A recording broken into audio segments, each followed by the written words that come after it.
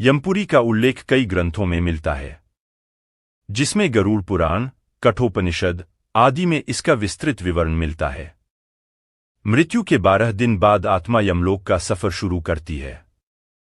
इन 12 दिनों में वह अपने पुत्रों और रिश्तेदारों द्वारा किए गए पिंडदान के पिंड खाकर शक्ति प्राप्त करती है। 12 दिन बाद सारे उत्तर कार्य खत्म होने पर आत्मा यमलोक के लिए यात्रा को निकलती है। इसे मृत्युलोक यानी पृथ्वी से 86,000 योजन दूरी पर माना गया है। एक योजन में करीब 4 किलोमीटर की दूरी होती है। यमलोक के इस रास्ते में वैतरणी नदी का उल्लेख भी मिलता है। यह नदी बहुत भयंकर है। यह विष्ठा और रक्त से भरी हुई है। इसमें मांस का कीचड़ होता है। अपने जीवन में दान न करने वाले मनुष्य मृत्यु के बाद यमपुरी की यात्रा के समय इस नदी में डूबते हैं और बाद में यमदूतों द्वारा निकाले जाते हैं।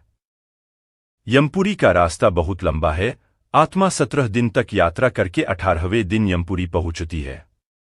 यमपुरी में भी एक नदी का वर्णन मिलता है, जिसमें स्वच्छ पानी बहता है, कमल के फूल खिले रहते हैं। इस नदी का नाम है पुष्पोदका। इसी नदी के किनारे एक वटवृक्ष है, जहां आत्मा थोड़ी देर विश्राम करती है।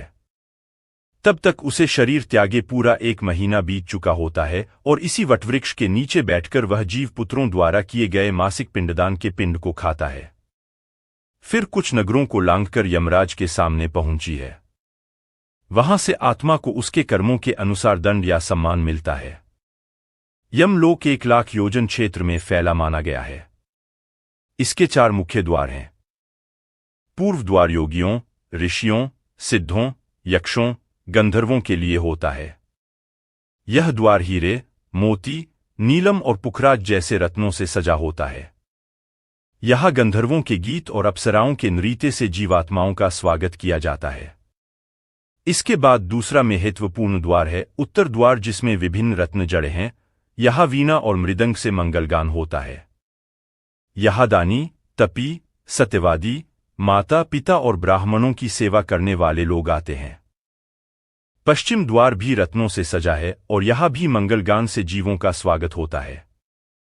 यहां ऐसे जीवों को प्रवेश मिलता है जिन्होंने तीर्थों में प्राण त्यागे हों या फिर गौ, मित्र, परिवार, स्वामी या राष्ट्र की रक्षा में प्राण त्यागे हो। यमपुरी का दक्षिण द्वार सबसे ज्यादा भयानक माना जाता है। यहां हमेशा घोर अंधेरा रहता है। द्वार पर विषैले सांप, बिरूछू, सिंह, भेड़िए आदि खतरनाक जीव होते हैं जो हर आने वाले को घायल करते हैं। यहां सारे पापियों को प्रवेश मिलता है।